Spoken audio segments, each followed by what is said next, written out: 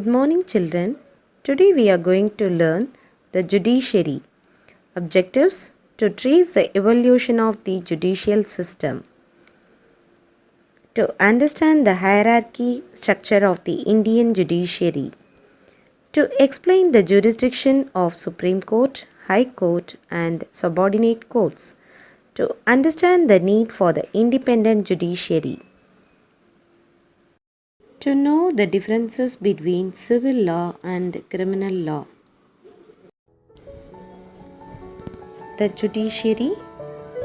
The Indian Constitution protects the citizens from any partial judgment, and this gives the power to the judiciary to make decisions based on the rule of the law in case of any dispute. Due to such authority, the judiciary of the country is an independent body. The courts of India are not controlled by the government and do not represent any political authority. Such independence allows the judiciary to ensure that there is no misuse of power by any section of the government. The independence of judiciary calls for separation of powers. This basically means that both the legislature and the executive branches of the government cannot interfere with the functions and decisions of the judiciary. So, in order to successfully execute their independent authority, the judges of both High Courts and the Supreme Court must be appointed without any influence or interference from other branches of the government. Also, it is very difficult to remove a judge from his or her office once appointed by the judiciary.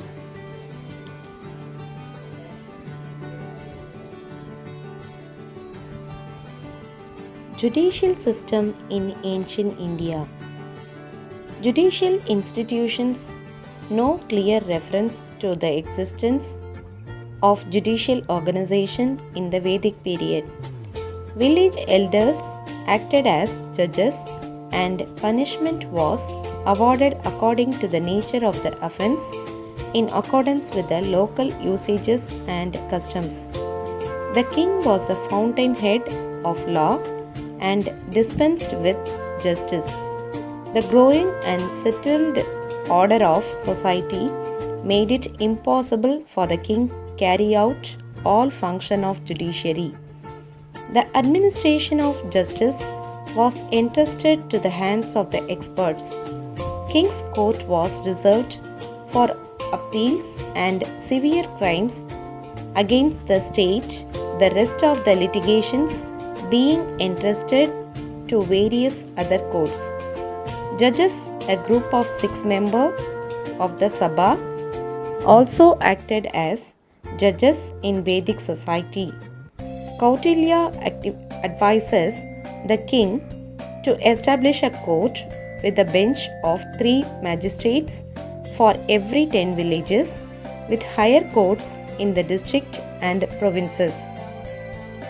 Manu also suggested a bench composed of the Pradvivaka and 3 other judges. Judiciary during modern period. The British laid the foundations of a new system of dispensing justice through a hierarchy of civil and criminal courts. Though given a start by Warren Hastings, the system was stabilized by Cornwallis in 1793. In each district was established a Diwani Adalat or civil court presided over by the district judge who belonged to the civil service. Cornwallis thus separated the posts of the civil judge and the collector. Appeal from the district court lay first to 4 provincial courts of civil appeal and then finally to the Sadar Diwani Adalat. Before the district court were registrar's court headed by the Europeans and a number of subordinate courts headed by Indian judges known as munsifs and amins. To deal with criminal cases, Cornwallis divided the presidency of Bengal into four divisions, in each of which a court of circuit presided over by the civil servant was established.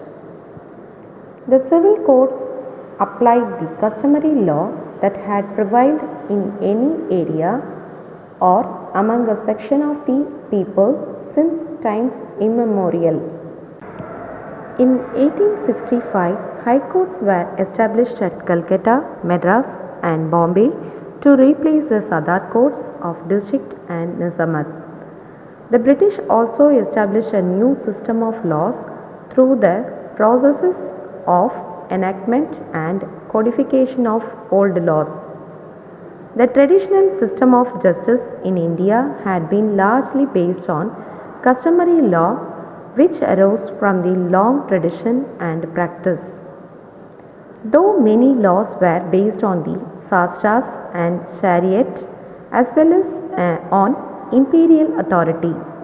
However, the British gradually evolved a new system of laws. British introduced regulations, codified the existing laws, and often systematized and modernized them through judicial interpretation. The Charter Act of 1833 conferred all law-making power on the Governor General in Council. In 1833, the government appointed a law commission headed by Lord Macaulay to codify Indian laws. Macaulay's work eventually resulted in the Indian Penal Code, the Western derived codes of civil and criminal procedure, and other codes of law. The same laws now prevailed all over the country, and they were enforced by a uniform system of courts. Judiciary and Constitution. The Indian polity is divided into three segments, namely legislature, executive, and judiciary. The legislature and executive go hand in hand, but judiciary is independent in itself. Indian judicial system is one of the oldest judicial systems in the world. Indian judiciary plays an important role in safeguarding the interests of the people and providing a platform for speedy justice to them. The highest court of judicial system in India is the Supreme Court. It is the apex court in India and is the custodian of the Constitution. Justice should be easily accessible to the people. Characteristics of the judiciary. One of the oldest judicial system in the world. India's judicial system is one of the most prominent judicial systems in the world. The judicial structure of the country is used to interpret and apply the laws of the land. Judiciary helps in settling disputes between the parties amicably. The doctrine of separation of powers gives judiciary independence to interpret laws according to them. Judiciary does not make statutory laws for the country but interprets and applies the laws in the country. Single and integrated judicial system.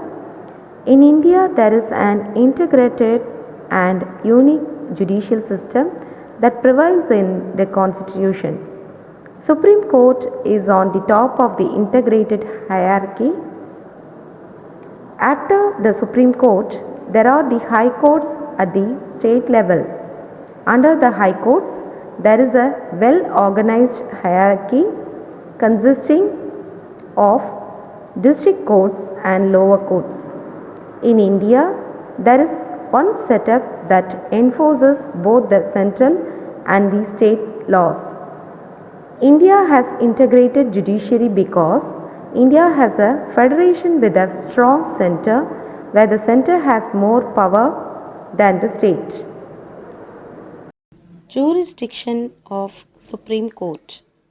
Jurisdiction is the authority given to a legal body like a court to administer justice within a defined field of responsibility.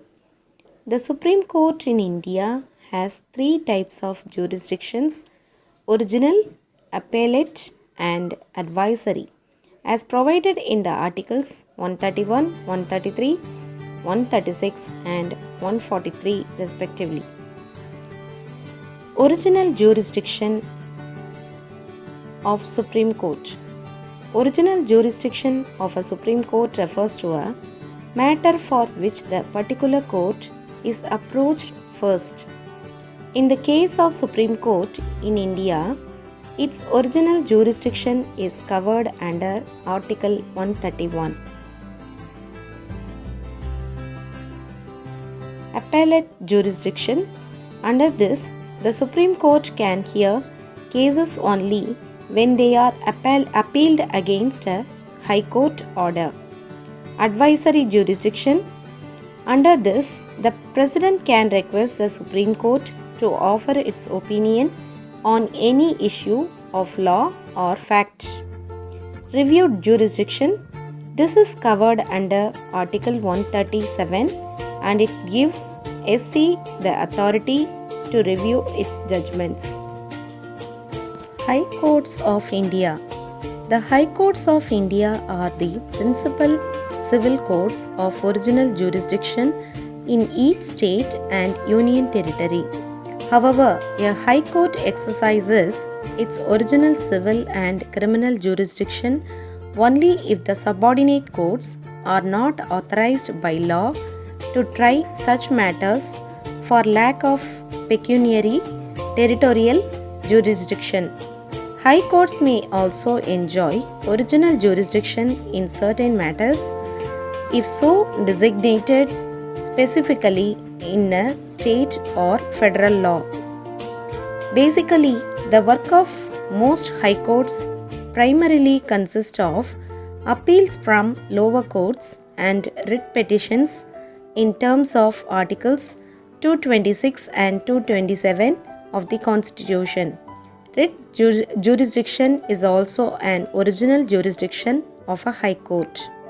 Civil law and criminal law. Criminal law. The criminal law is enforced by the police. Cases like murder, rape, assault, robbery are dealt under criminal law.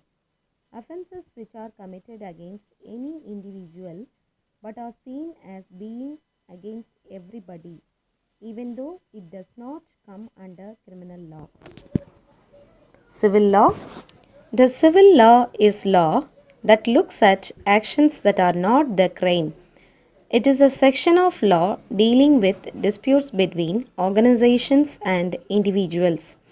It covers different areas such as defamation, custody of children, right to education, divorce, trade, union membership, property disputes, ownership issues, copyright, insurance claims, etc.